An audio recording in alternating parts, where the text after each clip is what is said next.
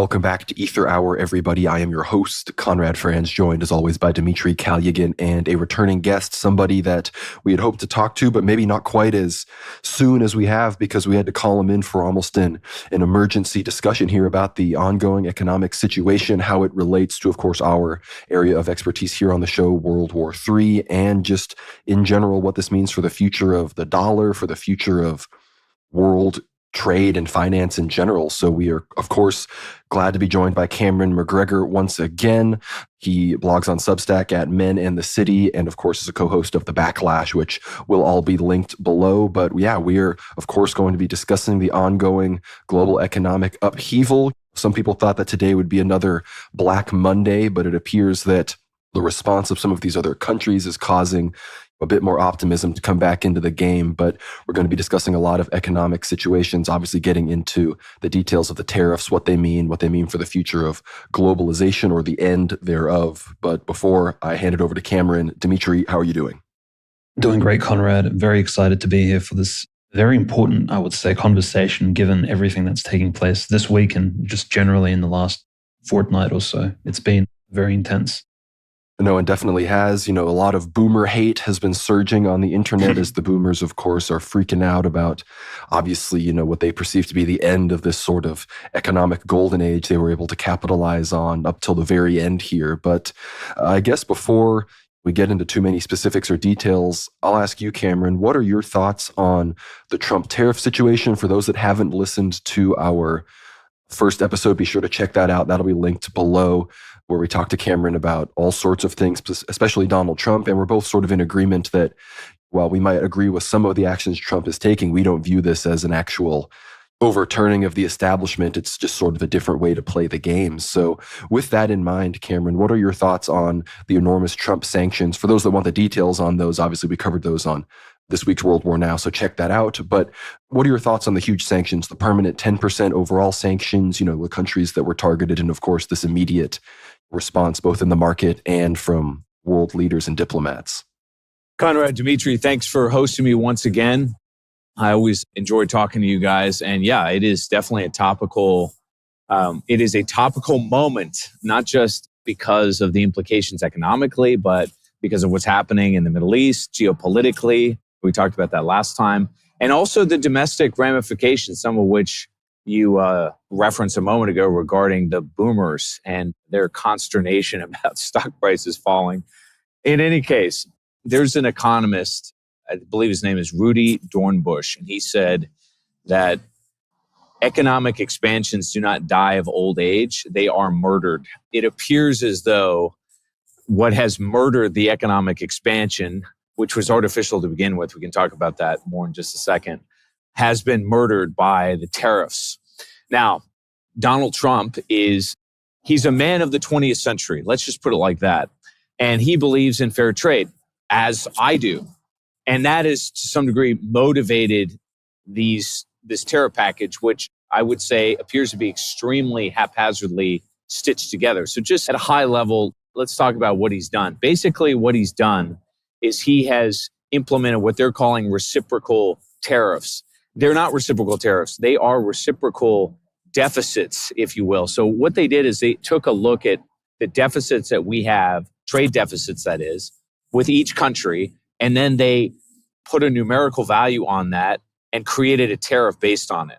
Tariffs per se, those that are imposed by the Chinese or the Europeans collectively in the EU, or countries like Argentina or what have you, are a much smaller number than what they decided to settle on, which, as I said again, is just based on that trade deficit. Now, what is motivating this is a belief that the United States has a problem, and that problem is that we are deindustrialized and we're just simply not as productive as we used to be. Now, that I think is true, although I would say that the problem goes a lot deeper than that.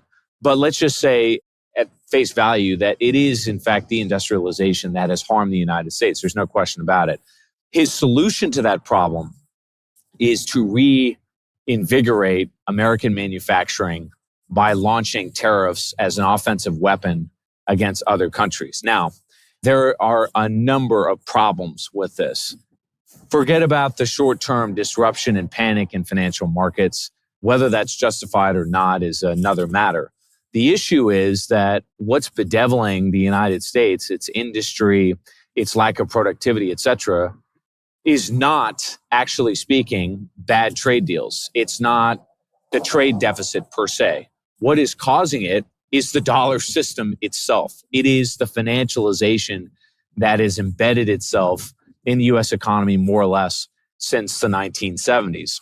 Now, because he has misidentified the source of the problem, in this case, again, bad trade deals or trade deficits with other countries, his solution is equally ill-advised. Basically, what he needs to do is fix the United States internally and then begin to retool externally. He has reversed the order of operations.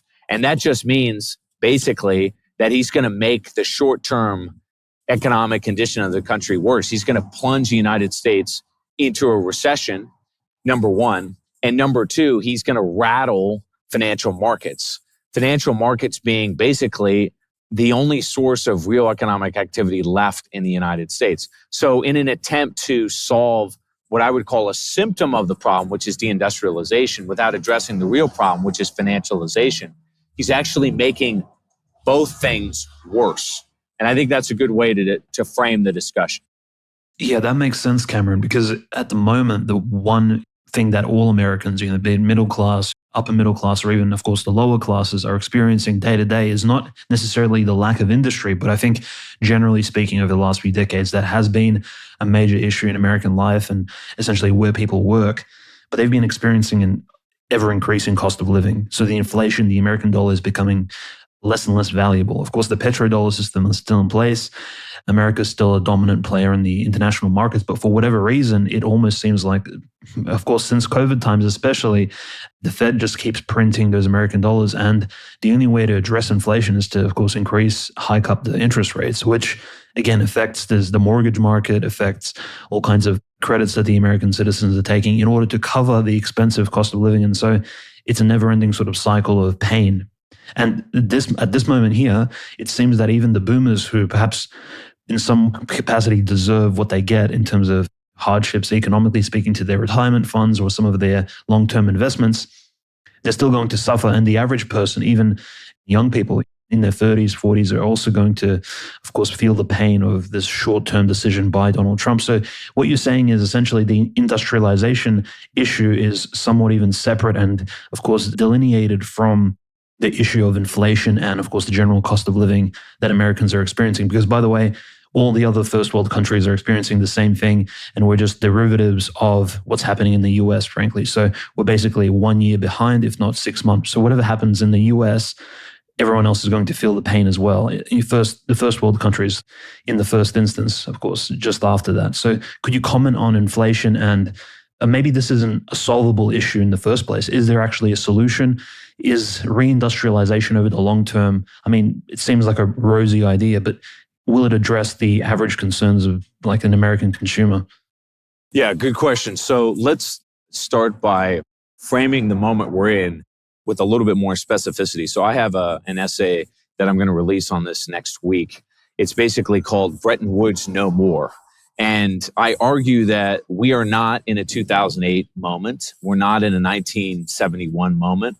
We're not in a 1944 moment. We're in all three at the same time.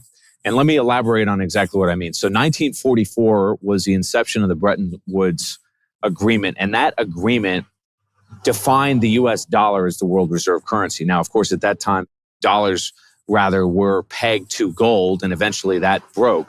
But that presented the first long-term problem that we're dealing with today, and that is called Triffin's dilemma.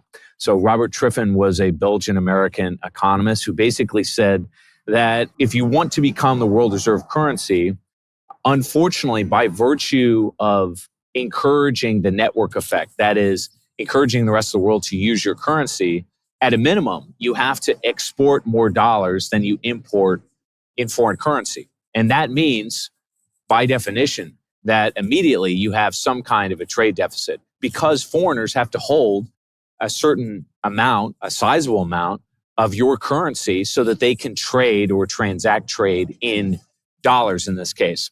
that set in motion, starting in 1944, an imbalance that put us on the course to where we are today. That's the first piece. The second piece is what happened in 1971. 1971, we came off the gold standard basically because we were running massive domestic deficits to pay for the Vietnam War and the Great Society, all right? That structural indebtedness is the other side of the trade imbalance. So Triffin's dilemma in 1944 gave us a trade imbalance. 1971 gave us a fiscal imbalance. That's what's called twin deficits. So already we had these two massive problems, but it gets worse. From the 1980s forward, we really began to deindustrialize the country. Now, why did we do that? Well, we did that because the corporate financial elites that run the United States and have run the United States more or less for the last 50 years, they basically said, look, our best route of maximizing shareholder value is to make input costs and the manufacturing process, basically getting goods to market as cheap as possible. And that meant offshoring, deindustrializing, moving factories, plant, equipment,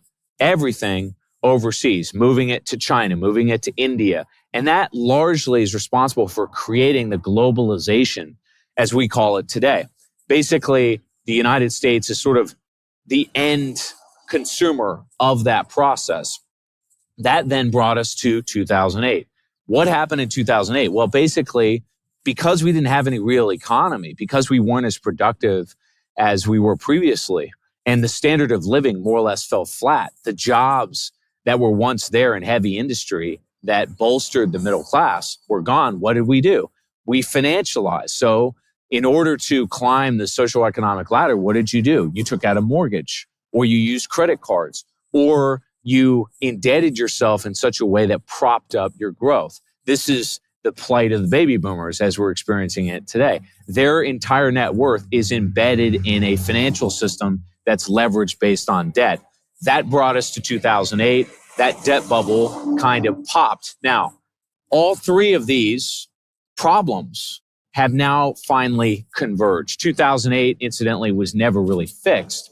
All that debt was simply moved from private balance sheets to public balance sheets, meaning the government picked up the tab. Well, now all of these issues are hitting a termination point in which the United States is broke internally. We have the twin deficits that I mentioned, so a fiscal deficit, and we have a trade deficit. And nobody much cared about that as long as we had low interest rates and we could service the growing indebtedness that the baby boomers and everybody else had experienced. Then we hit a problem in 2020. In 2020, governments shut down their economies, and to compensate for the lack of economic activity globally and locally, what did they do? They printed huge amounts of money. When they printed huge amounts of money, all of a sudden, bang, you got inflation. Inflation then meant that central banks around the world and private banks had to raise interest rates. As inflation goes up, interest rates go up. When interest rates go up, Dimitri, that's when the debt bubble starts to pop. And that's basically where we are today. So to answer your question in a long-winded fashion, the inflation problem continues to rage higher because there's just too much currency in the system, largely because of governments and because of all of the financial engineering that's gone on for the last 50 plus years. There's that problem, which is now embedded. Then there's the debt solvency problem.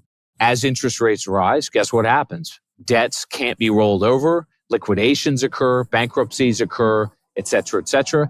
And now, because of all of these internal problems associated with the dollar, foreigners are beginning to de-dollarize. They're beginning to decouple from the United States system because there's no real need for them to use it, right? The dollar is not a currency as much as it is a network. And the network is only as valuable as the numbers of nodes within it. Well, foreigners are basically saying, okay, you've got an economic structure that's insolvent. You have a political establishment that's weaponizing it against us. Why should we use it? And their hope was, and this is the irony of ironies, I suppose, that Donald Trump would come in and arrest all of this weaponization because he's a businessman. He would make a deal that was in the best interest of Asia, of Europe, and the United States. Now, people believe, some people I should say, the MAGAs, that is exactly what Trump is doing. He's basically trying to leverage tariffs as a negotiating tactic in order to create a Bretton Woods III or a new grand bargain. Unfortunately, the immediate consequence of that is that he's communicating to the Chinese, to the Russians, to Iran, and countries around the world that he is going to weaponize the dollar as well. So he's just making it worse. And then domestically, because tariffs are a tax, because they're creating economic uncertainty, it's adding to the inflation and the rise of interest rates that we've already got. So what a mess indeed. Quite the mess. But you mentioned the whole de-dollarization and Trump thing. Ironically, Trump, I thought he's the one that's been taking the BRICS currency system, realizing the threat that it is, almost more seriously than BRICS members themselves, who again are very much slow walking the sort of currency aspect that many people have speculated the alliance is about. But in the midst of all of Trump's new tariffs, of course, the Ministry of Foreign Affairs of China, they said that if the United States insists on waging a trade war and imposing tariffs, China will fight to the end. We've heard that they are going to entirely stop the import of U.S. films into China. I don't know how set in stone all of these proclamations are. I don't know if China is also, again, just trying to get Trump to the negotiating table, but he's threatening to put up 50+% extra percentage on these tariffs towards China. We, of course, remember that he even put 70% tariffs on Israel, even after they revoked some of their tariffs. And, again, I've been very critical of Trump's handling of Israel, but it was satisfying to see him say that we give you a lot of money to your face to Israel. And Netanyahu, he was, even that little chink in the deferential armor is enough to make someone like Netanyahu squirm. But I guess my question for you, Cameron, is as it becomes clear that China is obviously the main target of this big international trade war, the question arises, does China need our markets more than we need Chinese crap? And of course, that then arises a secondary question of, as much as everybody I think on this call would love to see American manufacturing return, if we suddenly do this all right now and are really disrupting the market, the fear becomes, is there going to be a new demand for cheap immigrant labor? Is that going to be something that flips this back around? Because again, I would love to see, especially the white working class, return to, high-paying factory jobs. The question is, again, with the financialization of the economy, with the markets that people have gotten into in the midst of that exact financialization, the immediate beneficiaries of this, again, would be people that, could potentially benefit from importing more and more cheap labor, and that could disrupt the already very slow Trump deportation regime. I know I asked several questions there, but, regarding China and the future of the domestication of American production, it sounds like exactly what you said. We needed to sort of take care of that problem first before we throw a wrench in the already kind of bordering on collapse global system that we are still the beneficiaries of. Yeah, there's a lot there. Let's talk about China first. So I don't know exactly if China is the main target. They certainly are one of the biggest targets, to be sure. But Trump's view is basically that there is an imbalance. Now, there's no question that there's an imbalance. The issue is, what's the source of that imbalance? And he's pinning the blame, as I said, on foreign countries. I don't think that's where the blame belongs, and neither do they. So Victor Gao, who is the chairman of the Center for Chinese Globalization, which I believe is in Beijing, basically summarized the view of China, and I think the view of the entire non-Western world.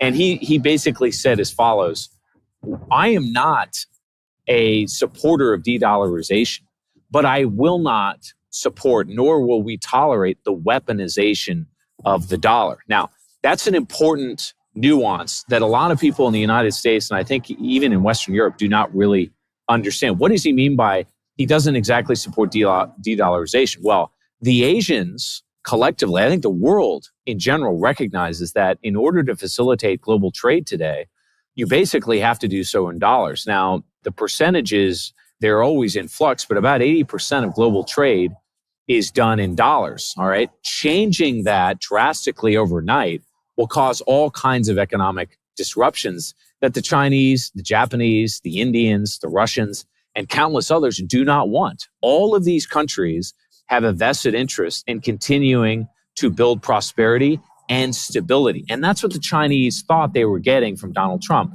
a businessman that would partner with them to create stability in a new agreement going forward. What they're getting instead, from their vantage point, is weaponization of the dollar by other means. That's tariffs. Now, remember that they have carefully watched what they meaning the rest of the world, watch what the United States has done over the last 20 years.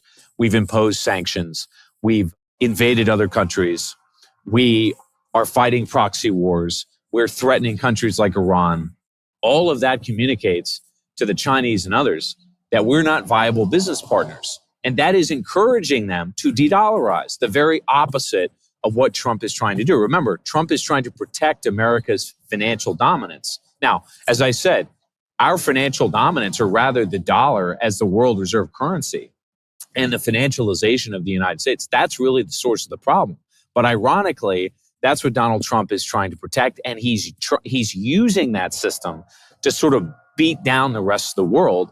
And ironically, their response is, well, we don't really need to use it, so we're going to stop using it. We're just not going to stop using it overnight. If this continues much longer, Conrad, they'll stop using it overnight, okay, or rather very quickly in a short period of time. And then we have real problems because foreigners have somewhere between 20 and $30 trillion invested in our stock markets, our banks, and of course, in our treasury markets as well. If we lose capital of a significant magnitude from the Chinese, the Saudis, the Japanese, and others, and just to be clear with both of you, I think that's exactly what's going to happen, then we're going to have a debt spiral in the next few months. Okay, that is how volatile and fragile the situation is. Regarding your second question, can we actually reindustrialize? Is that going to happen? Yes, I think it can happen if we get the order of operations right. And that is, as I said earlier, we need to fix things internally, then we can turn externally. What I mean specifically by that is we need to definancialize. That means that the government has got to implement structural reforms to entitlements so that $2 trillion every year are not invested in the US government to plug its funding gap.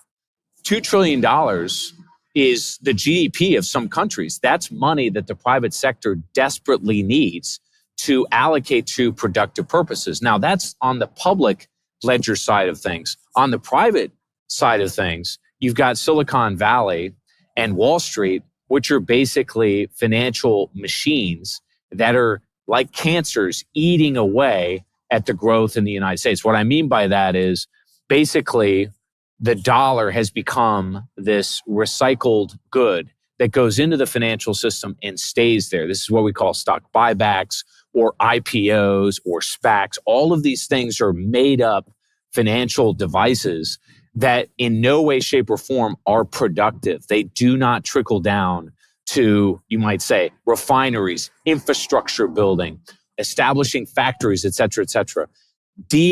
Financialization is step one. That's what we need to do, but that's hard to do. That requires structural reforms. Donald Trump's DOGE efforts, for example, aren't doing that at all. They're making, at best, marginal reforms. They're firing people at NHS or across the administrative state. Fine, but that's peanuts. What we have to reform are our entitlement programs. We have to gut our defense budget, et cetera, et cetera. Then we must come up with an industrial strategy that's akin to what the Chinese did 20 years ago. They published a document called Made in China 2025, in which they outlined exactly what they were trying to construct, which is, guys, based on what the United States did from 1870 until 1920. Basically, the construction of a self-contained industrial suite. That's how long it takes to do this. But it's got to be done from inside out, not outside in. And that's the problem of Donald Trump. No, absolutely, Cameron. And I think one of the scariest things, right, coming up in less than 9 hours from now, as we're recording this on the 8th of April, is, of course, the Wednesday Chinese noon news. So essentially, the United States has already announced, and Donald J. Trump has confirmed this, that because China has not lifted its retaliatory tariffs, the tariffs on China by the US will increase to 104% starting from Yeah, essentially starting very soon. And in fact, I think the markets have already been hit by this sort of news. This is generally expected to, I think, probably force a lot of shorts, not just on the stock market, but also on the crypto market. I think the economy will take even more hits. And essentially, it's, as you said in one of your earlier remarks, Cameron, it's essentially a wave of bad news. There's going to be a lot of exploitation of that. But what are your thoughts on China's long-term standing as, I mean, it's not an autarky in terms of it's not self-dependent yet. It's not, for example, like the Soviet Union during the Cold War. China does already have great trade agreements with some of its BRICS partners. And of course, it buys minerals and oil, for example, from Iran in some smaller quantities. It still buys lumber, gas, oil, as well as other minerals from Russia, from countries which are essentially sanctioned pariah states, right, in the modern geopolitical international community. And of course, it has great agreements with even countries like India, Brazil, et cetera, the other BRICS states, and some of its neighbors.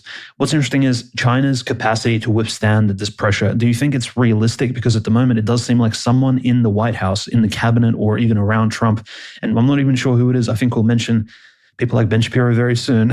There are people whispering into Trump's ear that, look, you can, in fact, apply this really hard pressure to Xi Jinping and to some of the other Chinese economists, the experts on their side, and they will actually bend and they will fold soon. And that's really interesting. This cowboy Mexican standoff approach is very peculiar because it doesn't seem like the Democrats ever wanted to even try this sort of strategy. It's a very Trump-esque approach. Just your thoughts on that, and if you think China really has the capacity to withstand this sort of economic pressure. I mean, their society will also suffer as a result of the coming trade war if, of course, it keeps escalating.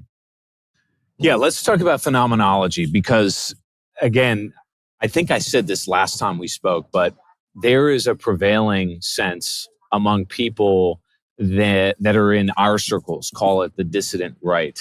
And to some degree, you see this on the left as well.